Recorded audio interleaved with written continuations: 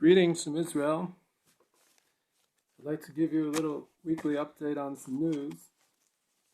I'd like to talk about why the Israeli political system is in need of change, why it's not working very well, if it ever did. I'm reading in my Hamodia magazine. There's some interviews here with some MKs. This interview here with this fellow from one of the religious parties, the United Torah Judaism, Rabbi Pindris. I don't know what his first name is here, I forget. But Rabbi Pindris here talks about the judicial reform.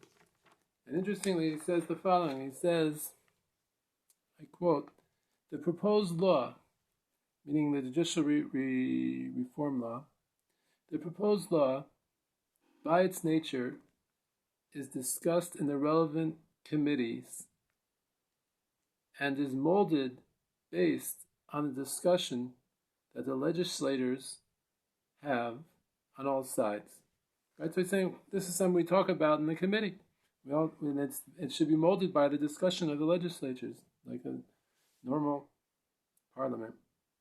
But, for the last 2.5 months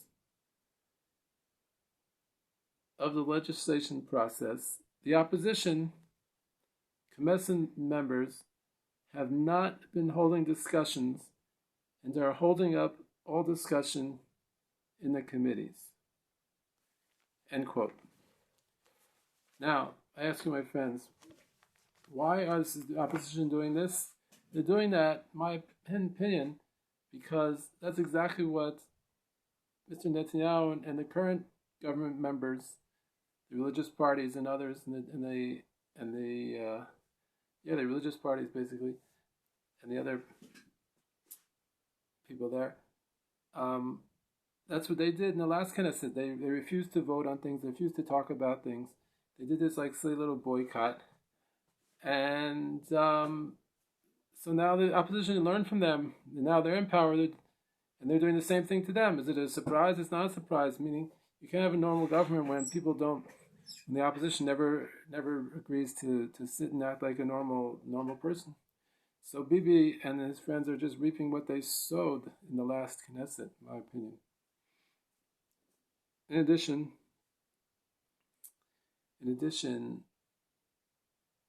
I'd like to say that this the whole idea of coming in, and because you have half the Knesset now, you just passed some major legislation that changes things so much.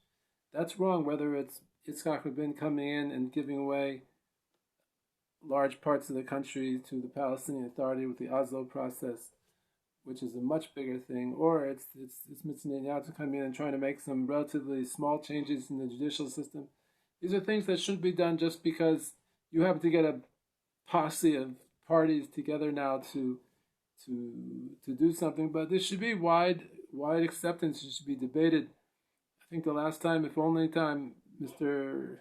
Netanyahu actually debated anyone. I heard a legend that he debated some Moroccan politician many decades ago. I'm not sure if that's just a legend or not, an actual one-on-one debate. He likes to give talks, he likes to give videos and talks by himself when no one else can respond to him. But he has to learn how to actually debate and talk things out. So I hope that we move to a system where instead of voting for parties, we vote for individuals. Those individuals are accountable to a certain group of voters based on what they did, including if they played all types of tricks like not acting like a normal parliamentarian member when there are things supposed to be discussed, which both Bibi did and now the new opposition is doing.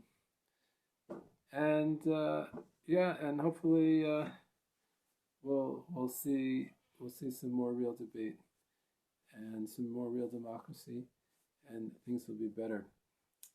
So thank you. I hope you all had a good Passover holiday, and we'll be back soon with more news from Israel. Take care.